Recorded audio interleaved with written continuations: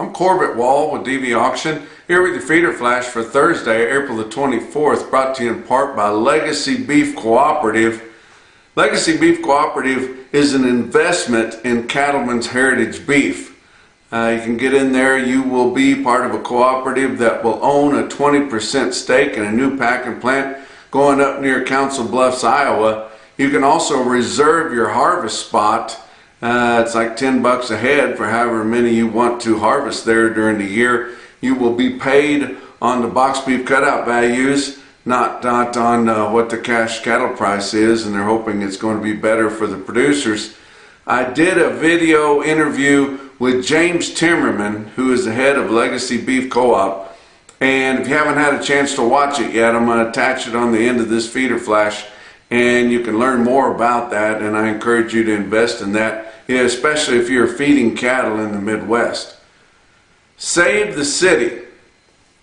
Oklahoma National Stockyards has been for sale, and we've been talking about it here for the last several months. We did hear some rumors on Tuesday, but on Wednesday, the Oklahoma National Stockyards did post that indeed they have found a buyer.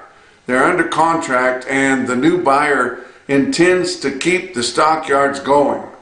Thank God. So we're happy about that. We hope it's a positive venture for them. Soon we'll hear more information about it here coming forward, but we're just glad that somebody's going to purchase that property, and if this deal indeed goes through, they are intending to keep the stockyards going. So we hate to see the Oklahoma National Stockyards going down. We've still got 9 commission firms in there working hard. They've still got all the main buyers in there every Monday. That's where they're at. If you bring your cattle in there, they're going to bring the market. And we want to keep that going for as long as we can. The post on the Oklahoma National Stockyards Facebook said that the buyer hopes that the Oklahoma National Stockyards keeps going for at least another 100 years. So we would love to see that going, but let's encourage that to stay positive and keep going forward.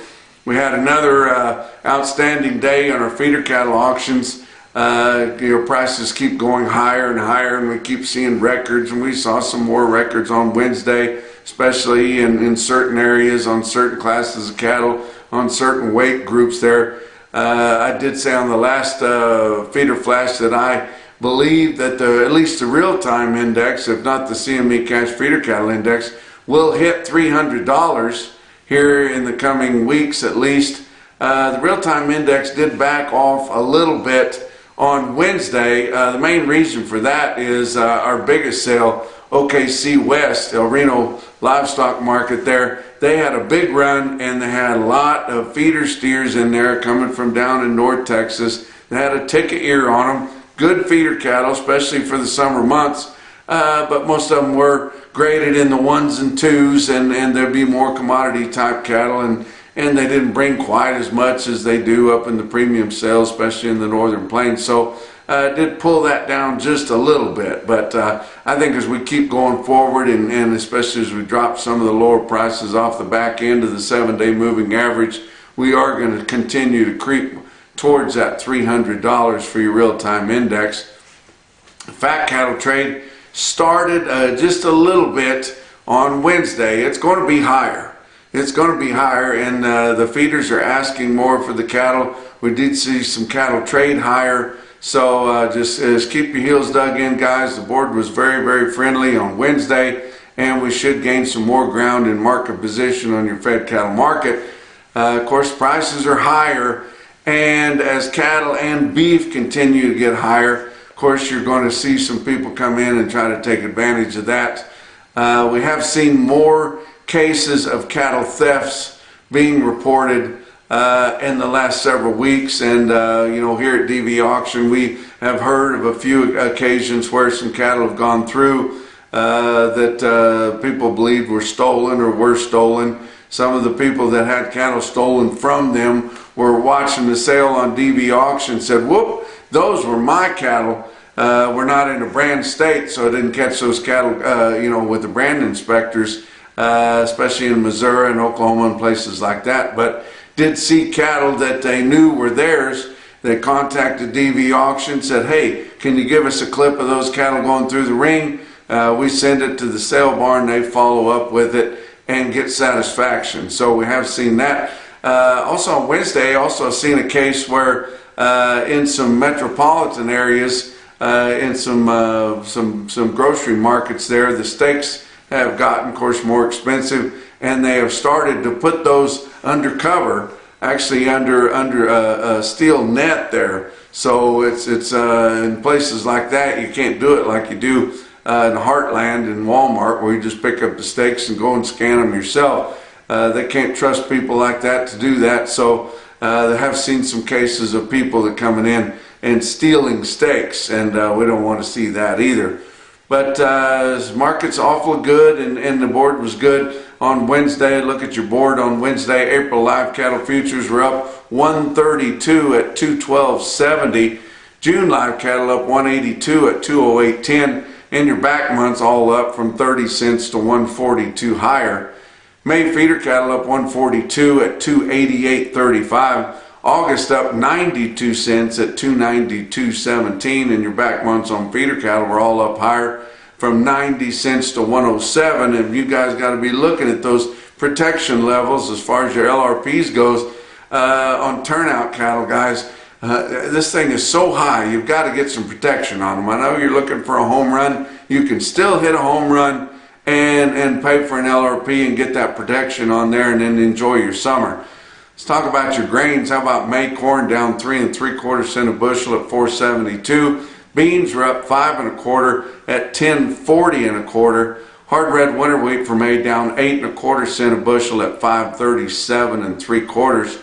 Like I said earlier, your fat cattle trade started to take off a little bit. We haven't seen a lot of trade, but the packers are definitely out there snooping around and looking, and your cattle feeders have upped their asking prices from last week, and you would expect that they did. Didn't see any trade in Iowa confirmed on Wednesday, nor Nebraska, but we did see a lot of asking prices from cattle feeders from 218 to 220 for the most part, and dress price asking from 342 to 345. So you can see why your packers are backed off, and they're going to wait longer and hope that the board crashes later in the week so that they can get those cattle bought. But they can keep hoping. Kansas did have higher cash sales, 250 head sold on Wednesday, confirmed there. They've sold about that many more earlier in the week. But cash sales in Kansas live at 213. That would be $3 to $5 higher. And it was to a regional packer, but that doesn't make any difference. That's what they're going to cost, guys. Texas didn't have any confirmed sales on Wednesday. Did have a couple of fat cattle markets, auction markets worth reporting there. Sioux Falls Regional Livestock in Worthing, South Dakota had 500 head, including all classes of slaughter cattle, but conventional fed cattle sold $3 to $5 higher in Worthing, South Dakota, from 216 to 220 1/4. Program cattle, non-implanted or drug-free, from 215 1/2 all the way up to 223.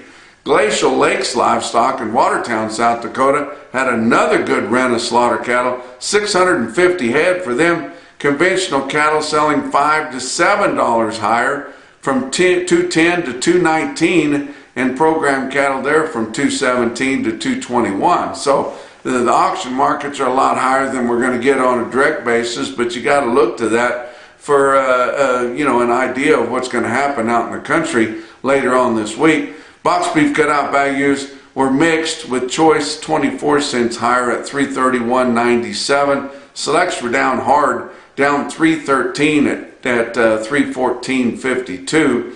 Your slaughter through the first 3 days of the week, 350,000 head of estimated cattle slaughter. That's 7,000 less than last week and 14,000 less than the same week a year ago. Talk about what else is going on. If you guys enjoy watching the feeder flash, you'd like to get it on a more regular basis, you're not sure where to go to find it, we can make it real easy for you guys. Just text the word flash to 209 Corbett or 209-267-2488. Once you text the word flash to them and send that text, you will have a link to the feeder flash sent to you every business day. Talk about your feeder cattle markets. Brought to you by Specialty Risk Insurance, based in Carthage, Missouri. They are working to protect your livelihood. Your real-time index on DVAuction, based on an 800-pound cash auction steer 7-day moving average, after the sales that all ended on Wednesday, sitting at 292.37. Like I said, down a little bit, down 46 cents, but still awfully high there. Your latest CME cash feeder cattle index sitting at 288.97. Some big sales coming up. Stockman's Livestock Exchange in Dickinson, North Dakota is going to have a big sale. I know we're seeing receipts back off a little bit, but I talked to my friend John Fisher up there. He said we're going to have a big sale on Thursday with lots of stocker cattle out there. A lot of them in hard winter condition there. Expecting around 6,000 head for their sale on Thursday in Dickinson, North Dakota. They are a DVAuction broadcaster. And then another sale is going to be coming up here next month, right off the all-time record high sale that they had on Tuesday. Beaver County Stockyards has decided to have a feeder flash Beaver Clash special of graze out cattle coming up on May the 13th. Now that's going to be right in the middle of the graze out cattle coming off. Up there in Oklahoma Panhandle, they haven't had as much moisture as the meat of Oklahoma and some other places, so they're going to be ready to move some graze out wheat cattle by about then, and we're thinking that may be the apex of the market, as historically, even in really good markets, we see it start to tail off towards the end of May, and then when we get in the summer months, of course, there's not as many cattle to keep the market going good, but there will be a lot of video sales there to price those late summer cattle off. But don't forget about the Beaver County Stockyards Feeder Flash Beaver Class Graze Out Special on May the 13th on DVAuction.com. Talk about your big sales on Wednesday. OKC West, El Reno Livestock Market in El Reno, Oklahoma. 6,550 head of feeder cattle and calves on Tuesday and Wednesday there. The feeder steers on Wednesday sold $2 to $7 higher, with some of those lighter weight feeders that could be two-way cattle and turned back out selling $7 to $11 higher. Feeder heifers were $2 to $7 higher. Calves on Tuesday $4 to $11 higher.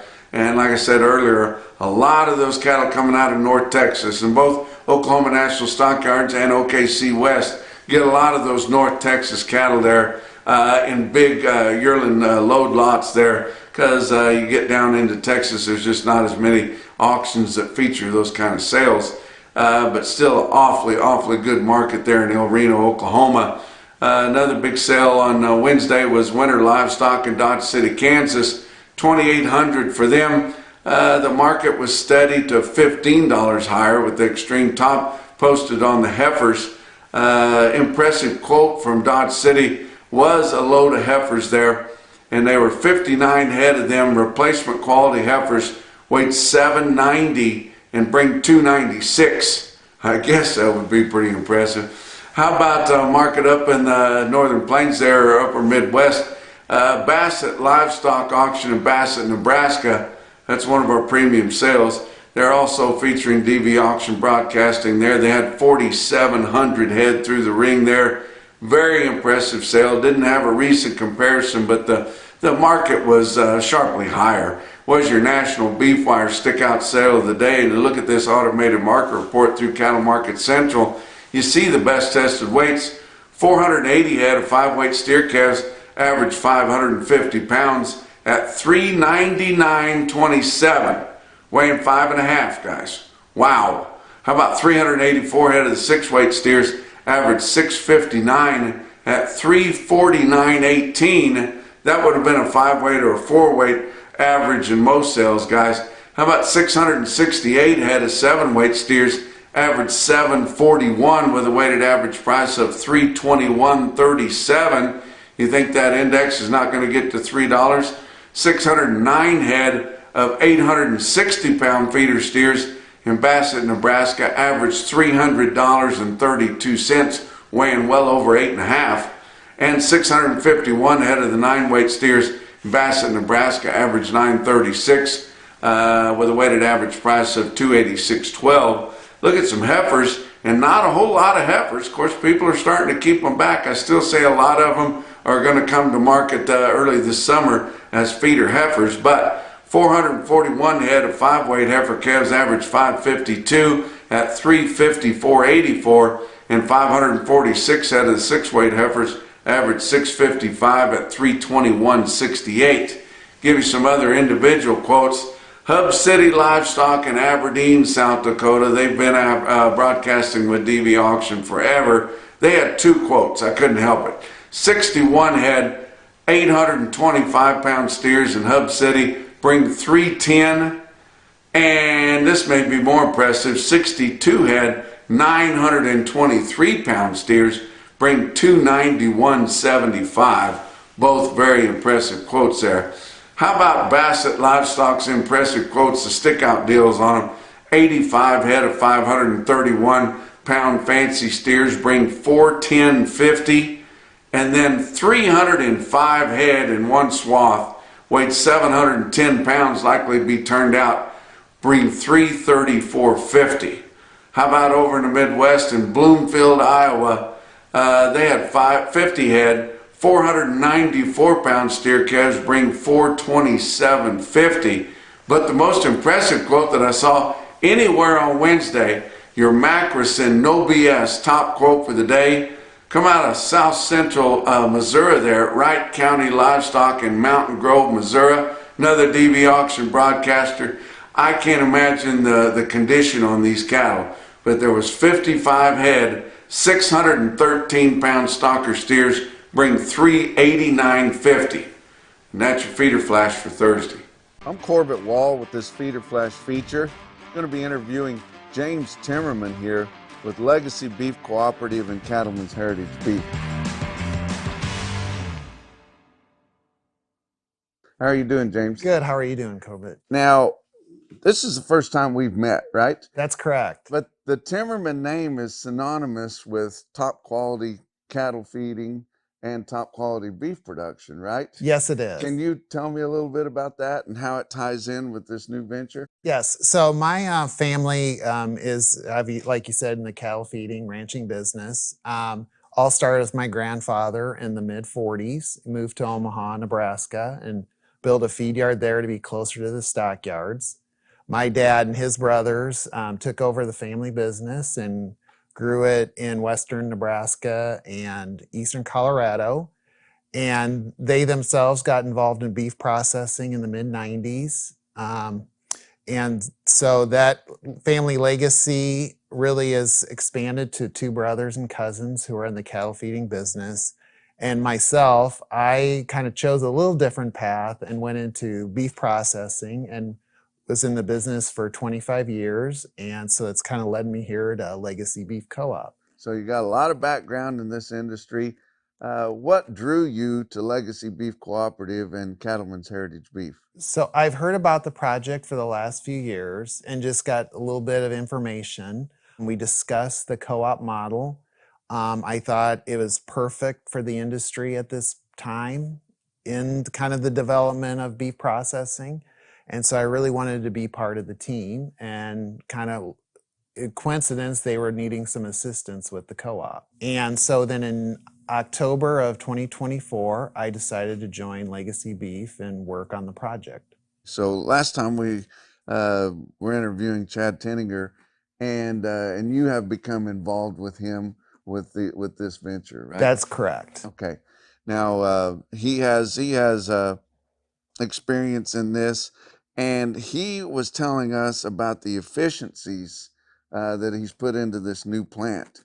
Do you see these efficiencies and how they're going to help the success of this plant in the long run? I really do, because a lot of the plants now being developed in the last 4 or 5 years, the technology is really amplified to where it was, where there's a lot more robotics involved in the actual processing and the sorting of beef products. Also in the storage, where it really helps reduce the labor needed for beef processing, which in turn, with labor being the biggest cost, reduce the cost and makes the plant much more efficient. I see. James, can you give our audience just a kind of an overview of Legacy Beef Cooperative and Cattlemen's Heritage Beef, what we're talking about exactly? Yes. So Legacy Beef Co-op is the co-op that producers will join and be members of. Cattlemen's Heritage is the beef processing plant being developed near Council Bluffs, Iowa. So the members of Legacy Beef will be equity members in Cattlemen's Heritage, and the equity we raise through the co-op, they will be 20% owners of Cattlemen's Heritage. So what do you see valuable within the co-op model and eventually the Cattlemen's Heritage Beef plant? What I like a lot about the co-op model is that it allows small to medium-sized cattle producers to be involved, one, in a co-op that helps them out in their operations. Plus, I think within the beef industry, I think we do need more producer involvement. So with this model, if you join the co-op and become a member of the co-op, you also have the opportunity to invest in Cattlemen's Heritage Beef as well. So you do have a little bit of equity in cattle and beef production. So do you think ultimately this type of a model for the beef packing will help keep more smaller farmer feeders in business?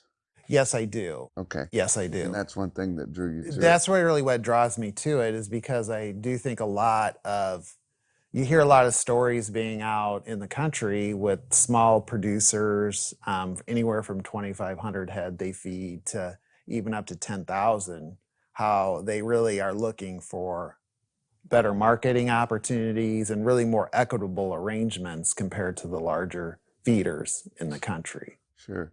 Can you tell us a little bit about the investment model with Legacy Beef Cooperative and where we're at within that?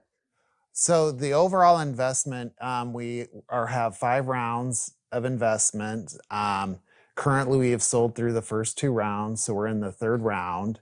To what we are currently in right now is what we're calling our seed round, which is giving you the opportunity to reserve your space or shackle space in the investment in Cattlemen's Heritage. So right now, to reserve a spot is $10 per head. We'll reserve a spot in the co-op and you become a member of the co-op. The share price we're currently at in round 3 for the equity investment in Cattlemen's Heritage is $175 per share per shackle space. Okay. And that's gone up from the first and second. Correct. So it was started at 125 for the first round, 150 for the second. So right now 175, and then round 4 is 200 and round 5 is 225. Okay. So there are advantages in getting in currently. Right. So, but to reserve your spot, you need to be invested in one of the rounds at least, right? Correct. Okay. Correct. Now, is there a maximum or a minimum of your spots that you can reserve? The minimum would be, we say there's no minimum, but the best really is 1 load. So we do have members who are buying 40 shares just for 1 load a year. Yes, and there is no maximum. Okay, and that's annually. So if you bought 40, you could send 1 load of fed cattle into the Cattlemen's Heritage Beef plant. That's correct. Okay. That's correct. Okay, good. So you've got a key date coming up here this summer. Tell me about July 1st and what that's going to kick off. That's correct, Corbett. On July 1st, we are really going to start the co-op on an operational basis. So we are going to start offering members marketing opportunities for the cattle that are part of the co-op. Also look at ways that we can help them on their purchasing power. And really what the goal with that co-op starting on July 1st is really to give the small to medium producers put them on the same level playing field as the big feed yards. I see. So these shares, once you purchase them, they're going to have value, right? And will you be able to market them among other shareholders? Yes. So really, the way we have it structured is that per share that you purchase, you are obligated to deliver the animal. Then if you feel like you cannot make the delivery, then you do have the ability to lease those shares out to other members of the co-op, that they can you can have some value owning these shares, and you can have cattle delivered on those shares. We've seen something similar to this with U.S. premium beef in Kansas. So, and those shares have become pretty valuable. Do you see that happening with this venture? Yes, I do. Okay. Yes, I do. Okay, great. What kind of cattle are we looking to harvest at Cattlemen's Heritage Beef? Do you have a target? Currently, we don't have a specific target, but as most beef processors, we're looking for a high grade, high quality beef. But really, we're not going to specify exactly what we need to have delivered. So, James, this whole venture has kind of been based off of marketing the cattle off of the dressed beef price, rather than the live market or the way some of your big four packers price the cattle or purchase the cattle. Can you tell us a little more about that? Yes. So we are looking for the pricing the cattle is using the USDA choice market as the base, and plan on gridding the cattle with premiums and discounts based off USDA choice, which is different than buying them live or buying them just dressed beef. Right. And the market's been really good. All-time record highs here posted within the last few months on every class of cattle that there is. But that's not going to last forever. That's correct. So That's correct. we may be able to insulate some of these producers from the downside of this going forward, don't you think? Yes, yes. We feel like, really with the pricing model we have in place for the cattle, it really it gives protection, because you're going to be paid what the plant is selling you beef for. So you really get the true value of your beef. I see. So you're basically going to be sharing more of the pie than what cattle feeders are used to, the way things have been set up, right? Yes, that's correct. Great. Yes. So this is primarily set up for smaller feeders. Of course, a bigger feeder could get involved in it too. But how many cattle are we looking to harvest annually? So annually, we're looking to harvest about 525,000 head annually. So 2,000 head a day on one shift per day. So is that how many shares there's going to be put out then, is 525,000? That's correct. Annually? Yes, okay, yes. So all of those cattle. So you won't be having to get short of cattle and be looking for them. You'll know that they're coming. How will you schedule the cattle in? The way I look at it is that really once you know your cattle are ready to come in, you need to call us. We'll schedule based on really first come, first serve. If you call, we'll put up if we know the week your cattle are ready, we'll schedule them. But we also will probably need to go out on the market some in certain months, especially in the summer, to fill some gaps. To fill in some gaps. I see. Okay. Now, you're also looking at producers further in the line to maybe fill some of these gaps, and you've got a cow-calf program, or a cow-calf producer program. Can you tell us a little bit about that? Yes. So we are looking and visiting with cow-calf producers all throughout the country. And as you know, the market right now, they are selling their calves with a pretty good profit. But as we also know that the market there will be a downturn. So what we are really is targeting with cow-calf producers is that they become members of the co-op. They own the shares, so it really gives them a lot of flexibility based on the market. Either they can sell their calves like they currently are now, and then lease their shares out to the feeders who buy them. But then the cow-calf would still get benefits of ownership in terms of delivery fees and equity. But it gives them a little protection that if they want to retain ownership in their calves, they can feed them out and then have somewhere to go that will still give them a hedge and true value of what their carcasses are worth. Right. So Legacy Beef Cooperative has pretty much all been set up to get the investment and get the core to get Cattlemen's Heritage Beef going, right? Correct. Okay. And do we have a time frame on Cattlemen's Heritage Beef when we think we would have that going and could start harvesting some cattle? Currently, we are still scheduled to start groundbreaking towards the end of this year, which would really, it's a 2-year construction project, so probably the beginning of 2028. But as we explore market conditions, especially in the next few months, and look at heifer retention, we do also have the ability to delay a little bit and open when the market conditions seem more advantageous. As tight as packer margins are right now, I wouldn't blame you by Yes. dragging your feet just a No. little bit. So might be better for the whole project if you do. Yes, yes. But it's just it's right on the horizon here. I mean, it'll be here before you know it. That's correct. That's correct. Okay. So of the 5 rounds of investment, we've made it through the first 2, and then we're working on the 3rd round. How much longer do you think it'll take to finish that up? Well, our goal for the next round really is to have it completed by July 1st, Okay. and then move on to the next. I see. So if we've got some listeners that are interested in investing into Legacy Beef Cooperative, what's the best way for them to get in touch with you guys and see what they want to do? Well, the best way to get a hold of us is go to our website, which is www.legacybeefcoop.com, and there is a submission form where you can send us your information. You can email me directly at james@legacybeefcoop.com, or call me at 531-375-6559.